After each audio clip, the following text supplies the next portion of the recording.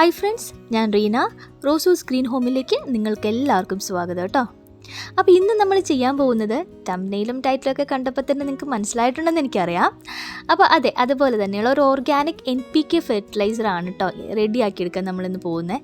വീട്ടിൽ തന്നെ അത് ഈസി ആയിട്ട് തീർത്തും ചിലവില്ലാതെ തന്നെ റെഡിയാക്കിയെടുക്കാൻ നമുക്ക് സാധിക്കും. അപ്പോൾ NPK ഫെർട്ടിലൈസർ ഏതൊക്കെ രീതിയിലാണ് യൂസ് ചെയ്യുക, അതിൻ്റെ ഗുണങ്ങൾ, അതെന്തിനു വേണ്ടിയിട്ടാണ് യൂസ് ചെയ്യുന്നത്, അങ്ങനെയുള്ള എല്ലാ കാര്യങ്ങളും നമ്മൾ ഈ വീഡിയോയിലൂടെ ഷെയർ ചെയ്യുന്നുണ്ട്. അപ്പോൾ വീഡിയോയിലേക്ക് പോകുന്നതിന് മുമ്പ് ഒരു കാര്യം പറയാനുള്ളത്, പുതിയതായിട്ട് ആരെങ്കിലും നമ്മുടെ വീഡിയോ കാണുന്നുണ്ടെങ്കിൽ സബ്സ്ക്രൈബ് ചെയ്യാൻ മറക്കല്ലേ കേട്ടോ. തൊട്ടപ്പുറത്തുള്ള കുഞ്ഞു ബെൽ ബട്ടൺ ഇല്ലേ, അതുകൂടെ ഒന്ന് എനേബിൾ ചെയ്തെങ്കിൽ മാത്രമാണ് നിങ്ങൾക്ക് കൃത്യമായിട്ട് നോട്ടിഫിക്കേഷൻ വരുള്ളൂ കേട്ടോ. എങ്കിൽ മാത്രമേ പുതിയ വീഡിയോ ഇടുമ്പോൾ നിങ്ങൾക്ക് കറക്റ്റായിട്ട് അറിയാൻ പറ്റുള്ളൂ. അപ്പോൾ NPK ഫെർട്ടിലൈസർ 2 തരമുണ്ട് കേട്ടോ. ഷോപ്പിൽ നിന്ന് രാസവളം എന്നുള്ള രീതിയിൽ നമുക്ക് NPK ഫെർട്ടിലൈസർ വാങ്ങിക്കാൻ സാധിക്കും. അതിൽ പക്ഷേ കെമിക്കലൊക്കെ അടങ്ങിയിട്ടുള്ളതാണ്. അതുപോലെ തന്നെ നമ്മുടെ വീട്ടിൽ തന്നെ നമുക്ക് ഡെയിലി യൂസ് ചെയ്യുന്ന സാധനങ്ങളിൽ നിന്ന് പെട്ടെന്ന് തന്നെ NPK ഫെർട്ടിലൈസർ ഉണ്ടാക്കിയെടുക്കാൻ സാധിക്കും. അപ്പോൾ അത് നമ്മൾ ഇന്ന് കാണിക്കാൻ പോകുന്നത് ഓർഗാനിക് ആയിട്ടുള്ള NPK ഫെർട്ടിലൈസർ എങ്ങനെ വീട്ടിലുണ്ടാക്കാം എന്നുള്ളതാണ്. അപ്പോൾ ഈ NPK എന്നതുകൊണ്ട് ഉദ്ദേശിക്കുന്നത് നൈട്രജൻ, ഫോസ്ഫറസ്, പൊട്ടാസ്യം. ഇത് മൂന്നുമാണ് നമ്മുടെ ചെടികൾക്ക് ആവശ്യമായിട്ടുള്ള പ്രാഥമിക മൂലകങ്ങളെന്ന് പറയുന്നത്. ഇതിൽ ഈ നൈട്രജൻ നമ്മുടെ ചെടികളുടെ വളർച്ചയ്ക്കും വേഗത്തിൽ നല്ല ആരോഗ്യമുള്ള ഇലകളൊക്കെ വന്ന് ചെടി നല്ല ഹെൽത്തി ആയിട്ട് വളരാനും സഹായിക്കുന്ന ഒന്നാണ്.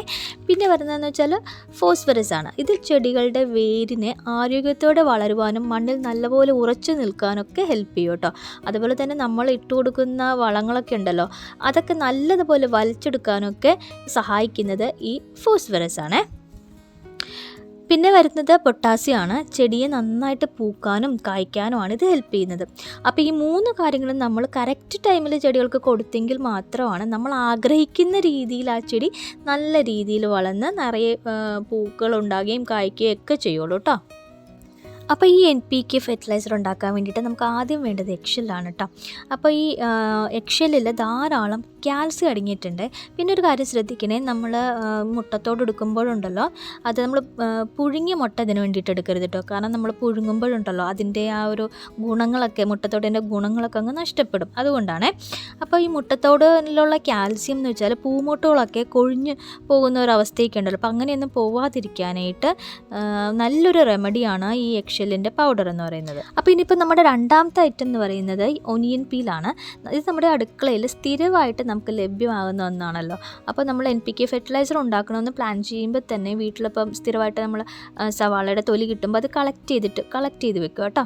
പിന്നെ നമുക്ക് വേണ്ടത് ഇതിൻ്റെ പുറംതൊലി മാത്രമാണ് കേട്ടോ. അതിൻ്റെ മാംസളമായിട്ടുള്ള ഭാഗങ്ങൾ എടുത്താൽ പിന്നെ നന്നായിട്ട് ഉണങ്ങിയില്ലെങ്കിൽ അത് പൊടിച്ച് കിട്ടാനൊക്കെ ഭയങ്കര പാടാണ് കേട്ടോ. അതുകൊണ്ട് ആ പുറംതൊലി മാത്രമാണ് ഇതിന് വേണ്ടിയിട്ട് എടുക്കേണ്ടത്. പിന്നെ വേണ്ടത് പഴത്തൊലിയാണ്. അത് ഏത് പഴത്തിൻ്റെ ആയാലും കുഴപ്പമൊന്നുമില്ല. ഇച്ചിരി വലുപ്പം കൂടിയതാണെങ്കിൽ അത് കട്ട് ചെയ്ത് വെച്ചിട്ടൊന്ന് നന്നായിട്ട് വെയിലത്ത് ഉണക്കിയെടുക്കുകയാണ് വേണ്ടത്. അപ്പോൾ ഇനി നാലാമത്തേതും ലാസ്റ്റത്തേതുമായ ഐറ്റം എന്ന് പറയുന്നത് തേയിലമട്ടാണ്. അപ്പോൾ നമ്മുടെ വീട്ടിൽ നമ്മൾ ഡെയിലി ചായ കുടിക്കാറുള്ളതുകൊണ്ട് തന്നെ തേയിലമട്ട എന്തായാലും വീട്ടിൽ കാണും. അപ്പോൾ ഇതെല്ലാ ദിവസവും കളക്ട് ചെയ്ത് വെക്കുക. പാൽച്ചായയുടെ മട്ടാണെങ്കിൽ അതൊന്ന് കഴുകിയിട്ട് വേണം കേട്ടോ ഉണക്കാൻ. അതല്ലാന്നുണ്ടെങ്കിൽ ആ പാലിൻ്റെ അംശം ഇരുന്നാലോ അല്ലെങ്കിൽ പഞ്ചസാരയുടെ അംശമൊക്കെ അതിൽ പറ്റിപ്പിടിച്ചിരുന്നാൽ പിന്നെ അത് ഉറുമ്പിൻ്റെ ശല്യം ഉണ്ടാവാൻ ചാൻസ് ഉണ്ട്. അതുകൊണ്ടാണേ. അപ്പോൾ ഇനിയിപ്പോൾ ഈ 4 ഐറ്റം കൂടെ മിക്സിയിലിട്ട് നന്നായിട്ട് പൊടിച്ചെടുക്കണം. സെപ്പറേറ്റ് ആയിട്ട് പൊടിച്ചെടുത്താലും കുഴപ്പമില്ല, ഒരുമിച്ചിട്ട് പൊടിച്ചെടുത്താലും കുഴപ്പമില്ല കേട്ടോ. അപ്പോൾ നമുക്കിത് പൊടിച്ചിട്ട് വരാം. അപ്പോൾ ഞാനിപ്പോൾ ആ 4 ഐറ്റവും നന്നായിട്ട് പൊടിച്ചെടുത്തിട്ടുണ്ട്. ഇനി നമുക്ക് ചെയ്യേണ്ടത് ഇതെല്ലാം ഈ 4 എണ്ണവും കൂടെ നന്നായിട്ട് മിക്സ് ചെയ്തെടുക്കാം.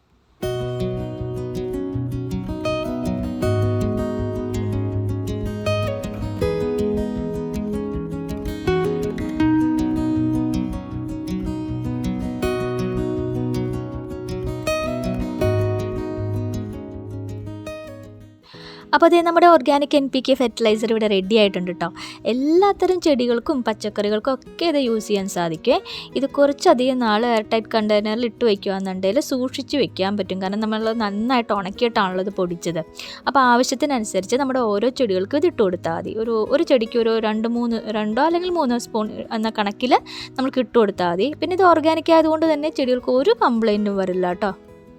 നമ്മുടെ ഈ ഫെർട്ടിലൈസർ ചെടികളുടെ വളർച്ചയ്ക്കും ആരോഗ്യത്തിനും നന്നായിട്ട് പൂക്കാനും കായ്ക്കാനും ഒക്കെ ഹെൽപ്പ് ചെയ്യും കേട്ടോ.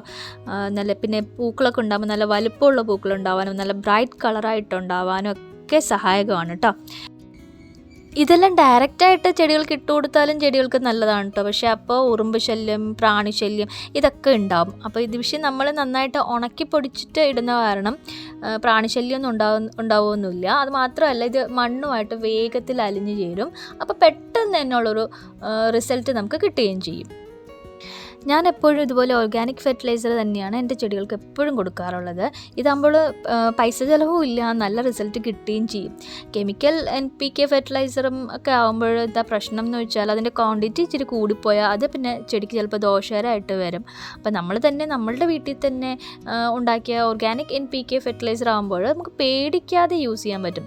അപ്പോൾ എല്ലാവരും ഇതേപോലെ ഉണ്ടാക്കി നോക്കണം കേട്ടോ. നിങ്ങളുടെ വീട്ടിൽ നിങ്ങളുടെ ചെടികൾക്കും പച്ചക്കറികൾക്കും ഒക്കെ ഇതിട്ട് കൊടുക്കാൻ പറ്റുന്ന ഒന്നാണ്. നല്ലൊരു വളമാണ്, പെട്ടെന്ന് തന്നെ റിസൾട്ട് വരുന്നൊരു വളമാണ്. അപ്പോൾ എല്ലാവരും ഇത് ഉറപ്പായിട്ടും ഇത് ഉണ്ടാക്കി നോക്കണം കേട്ടോ. അപ്പോൾ ഇതുപോലെയുള്ള നല്ലൊരു വീഡിയോ ആയിട്ട് ഞാൻ വീണ്ടും വരുന്നതായിരിക്കും. അപ്പോൾ അതുവരേക്കും ബൈ ഫ്രം റീന.